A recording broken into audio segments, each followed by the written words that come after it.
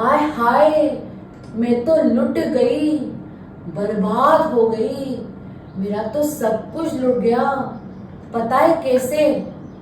ये देखो, मैंने अपने लिए ब्रा खरीदी थी और ये जो ब्रा खरीदी थी इसका साइज मुझे ठीक से नहीं आ पा रहा है, जबकि मैंने अपने ही चैनल परी का किचन में ये ब्रा का साइज का वीडियो डाला था।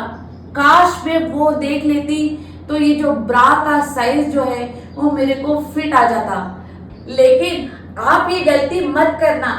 मेरा ये जो वीडियो आ रहा है ब्रा का साइज, इसको देख कर ही आप अपने लिए एक अच्छी ब्रा चुनना और हाँ, मुझे धन्यवाद देना और मेरे ब्रा के साइज के वीडियो को लाइक करना और सब्सक्राइब करना। तब तक के लिए धन्यवाद। Bye bye.